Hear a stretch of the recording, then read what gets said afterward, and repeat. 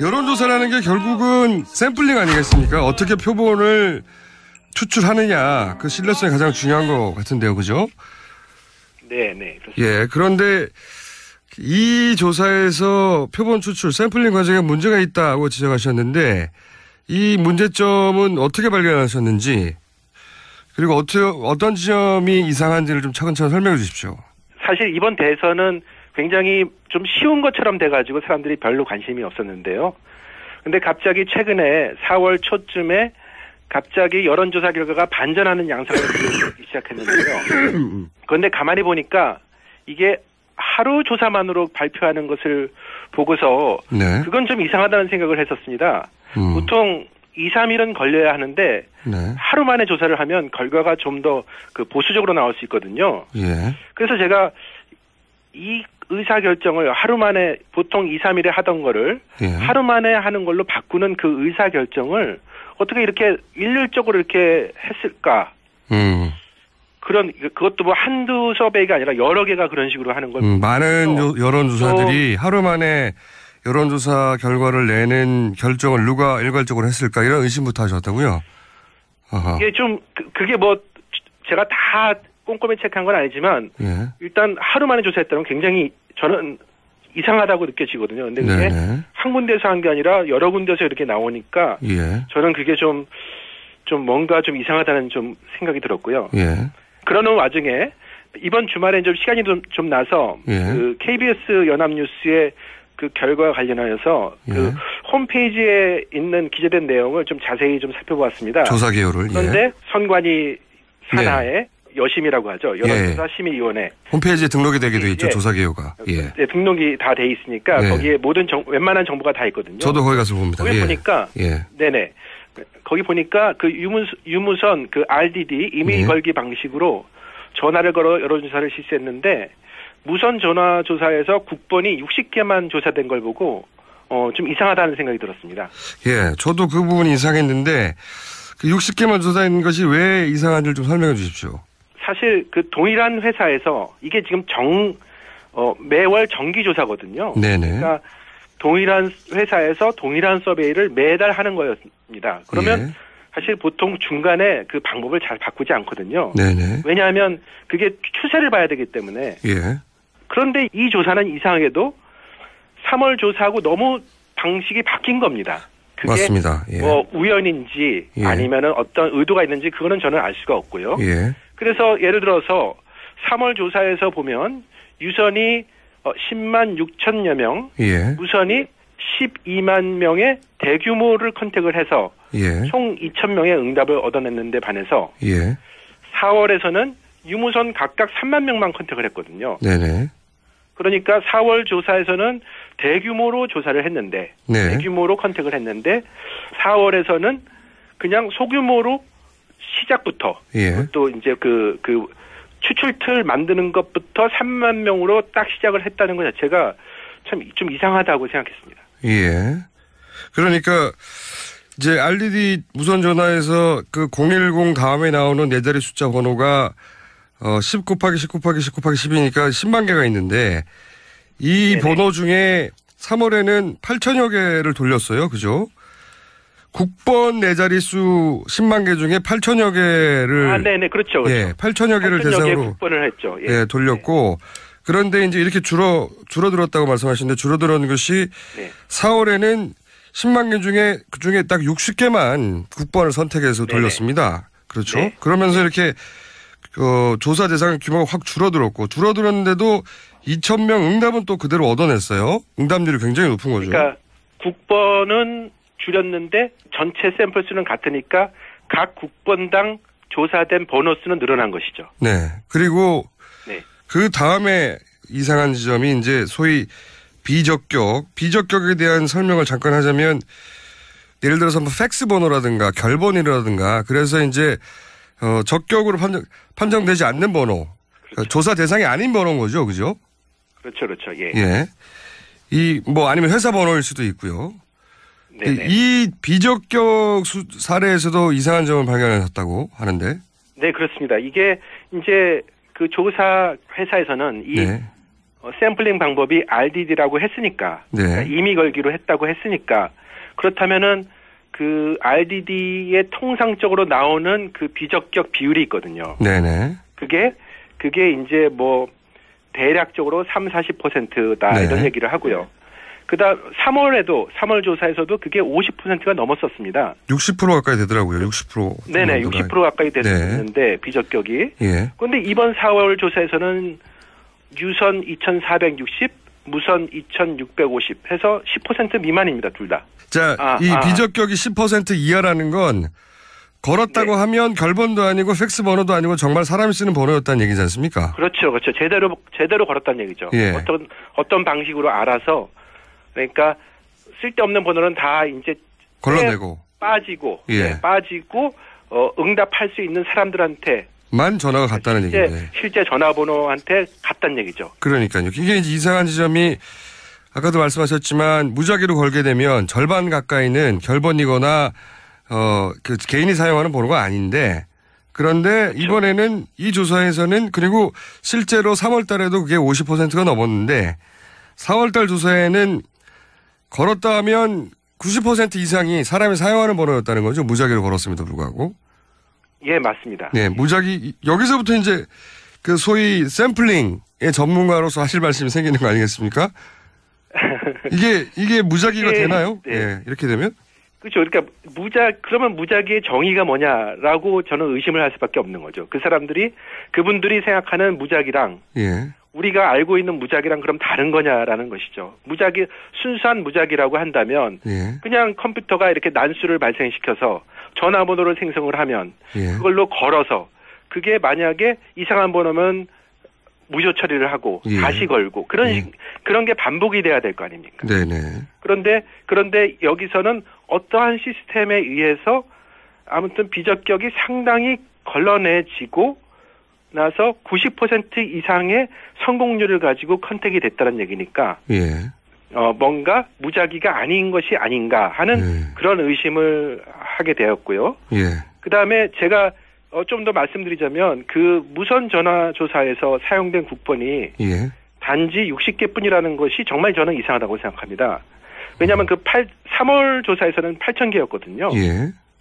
그러면 결국 제 계산을 대충 해보니까 예. 4월 조사에서는 한 국번당 예. 100개의 전화번호를 돌렸다는 얘기가 됩니다. 예. 그러면 그 국번 내에 이게 그 샘플링에서는 이게 짐락 추출이라고 하는 건데 클러스터 샘플링. 예. 그 클러스터 샘플링이라는 건데 이 클러스터 샘플링은 급내 상관 문제가 발생하는 해서 더 위험한 방법이라는 것은 이게 교과서에 나오는 얘기입니다. 교과서에 나오는데 그 교과서를 본 적이 없어가지고요. 설명을 좀 해주십시오. 짧게. 왜 더 위험한 건지. 그러니까 뭐냐면은 이 같은 국번 내에 예. 사람들이 동질성이 어느 정도 있다는 것이. 그렇군요. 예, 네. 그럴 수 있겠네요. 네, 그러니까 완전히 랜덤이 아니라는 겁니다. 그렇기 때문에 동질성이 있으니까 거기 사람 그게 무슨 얘기냐면은 통계 신뢰성에서 네. 더 신뢰성을 약화시키는 요인이 된다는 겁니다. 그럼 예를 들어서 그 같은 국번이라면 예를 든 겁니다만 같은 지역이라든가 네. 그렇죠. 그런 식의 통계적으로 무작위가 아니라 어떤 특성을 가진 집단이 될 가능성이 높아진다는 거겠죠, 아무래도. 네네. 예. 극단적으로 얘기를 해서 만약에 유선 전화에서 이거는 무선은 아니지만 만약에 유선 전화에서 서울 강남 5로 시작되는 데가 있지 않겠습니까? 네네. 네, 그렇게 5547 이런 데는 예. 이제 강남 쪽이니까 네. 사람들의 정치 성향이 좀 비슷할 거 아닙니까? 그런 식의 특성들이 들어가게 된다. 예. 있을 수 있겠죠. 그죠? 네네. 그러면 그게 100명을 그러니까 100명을 거기서 조사를 한 게 그냥 랜덤하게 뽑아서 100명을 한 거랑 다른 거라는 거죠. 무슨 말인지 이해했습니다. 네. 네. 그런데 4월 조사에는 그런 위험성이 여기 내포되어 있다. 이렇게 보신 거군요. 그렇죠. 그 60명이, 그러니까 60개의 국번이 랜덤이냐. 네. 아니면은 또 그게 어떤 개입이 들어갔냐. 그거는 저는 알 수 없습니다. 하지만 제가 이상하게 생각하는 것은 왜 이 나쁜 방법을 사용했느냐는 것이죠. 굳이. 그냥 랜덤하게 하지 말고. 예, 그렇죠. 왜 굳이 그 나쁜 더 안 좋은 방법을 사용을 해내는 거죠. 그냥 랜덤하게 했으면 될 텐데. 더군다나 3월에는 그렇게 랜덤하게 했으면서. 그렇죠. 네, 그런 방법을 사용할 줄 모르는 것도 아닌데 말이죠. 그렇죠. 그러니까요. 예.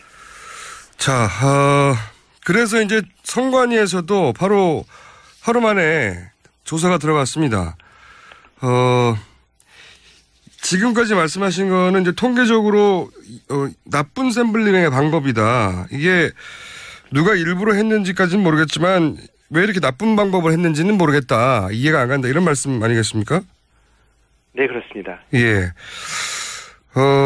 선관위에서는 조사가 들어갔고 또 업체에서는 본인들만의 노하우로 어떤 노하우인지는 잘 모르겠습니다만 본인들만의 노하우로 이렇게 조사 방식을 바꿨다고 하는데 선관위 조사 결과로 그런 의도나 아니면 그 업체 해명으로 의혹이 해소될까요?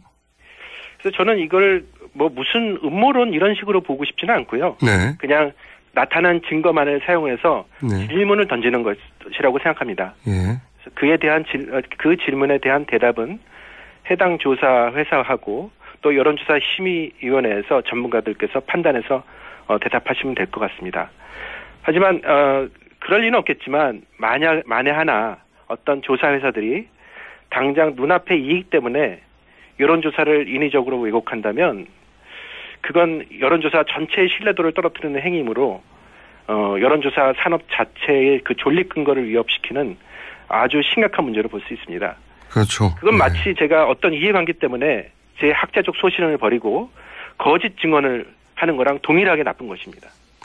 그래서 저는 이 신뢰사회는 공짜로 얻어지는 것이 아니라 우리가 손해를 감수해가면서 노력할 때 얻어지는 것이 아닌가 이렇게 생각하고 싶습니다. 알겠습니다. 마지막으로 한 가지만 더 질문 드리겠습니다. 네. 대선이 이제 얼마 남지 않았고, 본격 선거운동까지 일주일도 남지 않았고, 청취자들은 당연히 대선 여론조사를 계속해서 보게 되는데, 여론조사에 노출되게 되는데, 지금처럼, 이런 의혹이 있는 여론조사를 어떻게 걸러낼지, 어떻게 제대로 여론조사를 볼 수 있을지 간단한 팁을 주신다면요? 먼저 그 선관위 산하에서 여론조사 심의위원회가 생겨서 거기에 그 조사 관련 기본 정보를 공개하도록 한 것은 참 바람직한 것으로 보입니다. 네네. 조사 기간이 너무 짧으면 그 기간 내에 정상적인 응답자를 모집하기 어려우므로 조사 회사 입장에서는 일종의 편법을 쓰게 될 유혹을 느끼기가 쉬울 것 같습니다. 그런 면에서 제가 중요하게 보는 것은 바로 이것입니다. 조사 기간이 충분한가? 예. 즉 적어도 이틀 이상의 조사 기간을 산정하고 예. 거기에 주말이 끼어 있으면 더 좋겠죠. 네. 그걸 보고 싶습니다. 그리고 유선 비율이 좀 높다 이런 것은 좀 편향의 위험이 좀 있으니 더 높은 것이니까 예. 그걸 좀 감안을 해서 보면 될 것 같습니다. 알겠습니다. 오늘 말씀 여기까지 듣겠습니다. 감사합니다. 네, 감사합니다. 네. 지금까지 김재광 아이오와 주립대 통계학과 교수였습니다. 여론조사라는 게 결국은 샘플링 아니겠습니까? 어떻게 표본을 추출하느냐, 그 신뢰성이 가장 중요한 것 같은데요, 그죠? 네, 그렇습니다. 예, 그런데 이 조사에서 표본 추출, 샘플링 과정에 문제가 있다고 지적하셨는데, 이 문제점은 어떻게 발견하셨는지, 그리고 어떤 지점이 이상한지를 좀 차근차근 설명해 주십시오. 사실 이번 대선은 굉장히 좀 쉬운 것처럼 돼가지고 사람들이 별로 관심이 없었는데요. 근데 갑자기 최근에 4월 초쯤에 갑자기 여론조사 결과가 반전하는 양상을 보이기 시작했는데요. 그런데 가만히 보니까 이게 하루 조사만으로 발표하는 것을 보고서 네. 그건 좀 이상하다는 생각을 했었습니다. 보통 2, 3일은 걸려야 하는데 네. 하루 만에 조사를 하면 결과가 좀 더 그 보수적으로 나올 수 있거든요. 예. 그래서 제가 이 의사결정을 하루 만에 보통 2, 3일에 하던 거를 예. 하루 만에 하는 걸로 바꾸는 그 의사결정을 어떻게 이렇게 일률적으로 이렇게 했을까? 그것도 뭐 한두 서베이가 아니라 여러 개가 그런 식으로 하는 걸. 많은 여론조사들이 하루 만에 여론조사 결과를 내는 결정을 누가 일괄적으로 했을까 이런 의심부터 하셨다고요? 어허. 이게 좀 그게 뭐 제가 다 꼼꼼히 체크한 건 아니지만 예. 일단 하루 만에 조사했다면 굉장히 저는 이상하다고 느껴지거든요. 근데 그게 네네. 한 군데서 한 게 아니라 여러 군데서 이렇게 나오니까 예. 저는 그게 좀 뭔가 좀 이상하다는 좀 생각이 들었고요. 예. 그러는 와중에 이번 주말에 좀 시간이 좀 나서 예. 그 KBS 연합뉴스의 그 결과와 관련하여서 예. 그 홈페이지에 있는 기재된 내용을 좀 자세히 좀 살펴보았습니다. 조사 개요를. 그런데 예. 선관위 산하의 여심이라고 하죠. 여론조사 심의위원회. 홈페이지에 등록이 되기도 있죠. 예. 조사 개요가. 예. 네, 등록이 다 돼 있으니까 예. 거기에 모든 웬만한 정보가 다 있거든요. 저도 거기 가서 봅니다. 거기 예. 보니까 예. 네네.